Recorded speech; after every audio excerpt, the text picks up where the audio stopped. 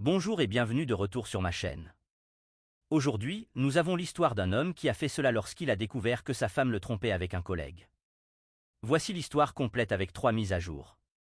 Compte jetable, j'ai découvert que ma femme, une femme de 30 ans avec qui je suis marié depuis 2 ans, m'a trompé et je ne sais vraiment pas quoi faire. Au cours des derniers mois, tout a été étrange dans notre relation. Les relations sexuelles ont été moins fréquentes et elle me repousse toujours lorsque je prends l'initiative, disant qu'elle est fatiguée ou qu'elle n'en a pas envie. Ensuite, elle a commencé à rentrer tard à la maison du travail et à me mentir sur l'heure de son arrivée.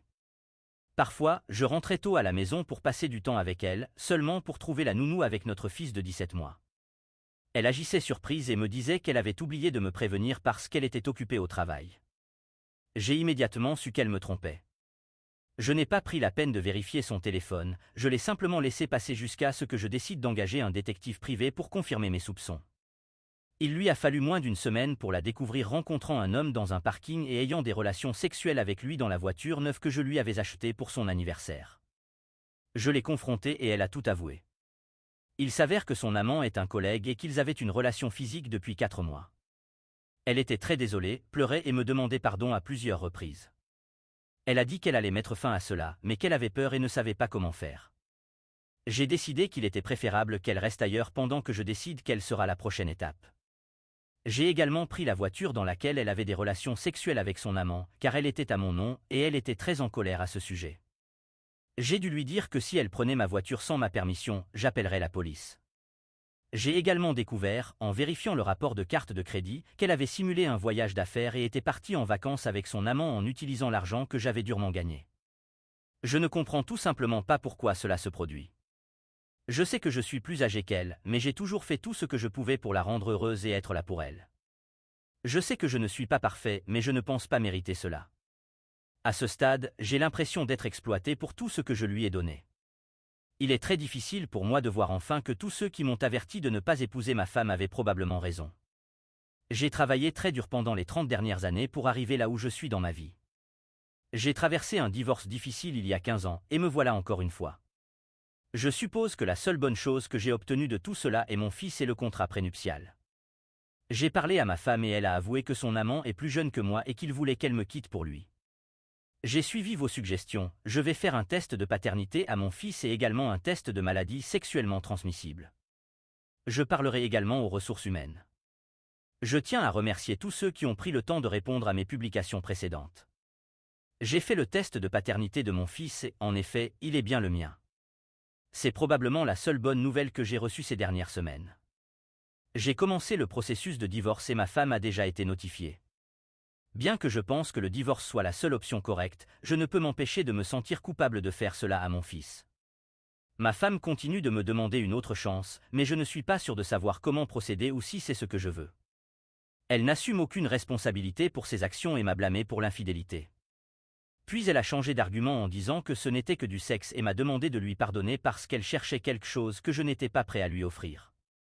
Le sexe qu'elle avait avec son amant se produisait 2 ou 3 fois par semaine pendant 4 mois. Je suis arrivé au point où je suis très en colère contre moi-même d'être encore amoureux de cette femme, malgré tout le mal qu'elle m'a fait et comment son infidélité détruit notre famille. Bien que j'ai entamé le processus de divorce, je ne sais toujours pas ce que je vais faire. L'un d'entre vous est-il déjà resté dans une relation avec un infidèle parce que vous ne vouliez pas détruire la famille? J'ai oublié de mentionner que son amant et elle ont été licenciés et qu'elle cherche actuellement un emploi. Je voulais éditer la publication pour dire que j'ai mis du temps à mettre à jour parce que beaucoup de choses se sont passées ces derniers jours. Ma femme a eu quelques problèmes de santé pendant tout cela et j'ai dû me battre contre moi-même pour ne pas être là pour la soutenir. Je me sens horrible pour cela, mais maintenant elle va bien. Quelques informations sur son amant. Il est célibataire et ma femme a dit qu'il voulait qu'elle divorce de moi pour lui, mais elle ne voulait que du sexe. Elle-même, c'est pourquoi elle n'a jamais voulu le faire. Ma fille a gardé son petit frère lorsque ma femme a la garde de notre fils. J'ai réalisé que ma fille me cachait quelque chose. Plus tard, elle m'a dit que ma femme était enceinte. Apparemment, elle l'a découvert il y a quelques semaines, mais elle n'a pas voulu dire quoi que ce soit parce qu'elle ne pensait pas que c'était sa place.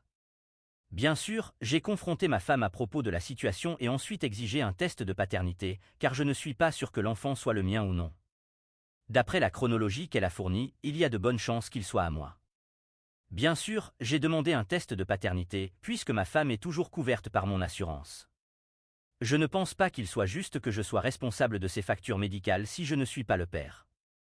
Cependant, elle a refusé de faire le test pour le moment.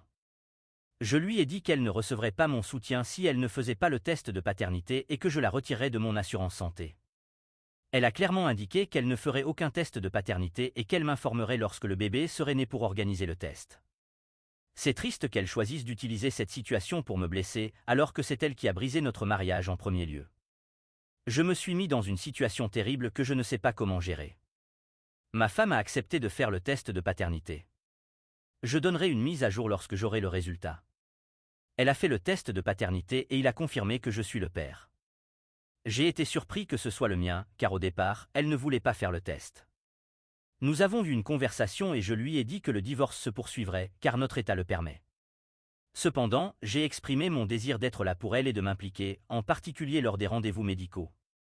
Malheureusement, elle ne veut pas que je m'implique et a affirmé que ma présence lui causait du stress. Elle pense que je devrais la laisser gérer les choses seule. Je ne veux pas tout centrer sur moi, mais elle m'exclut complètement. Quelqu'un est-il déjà passé par un divorce alors que sa future ex-femme était enceinte?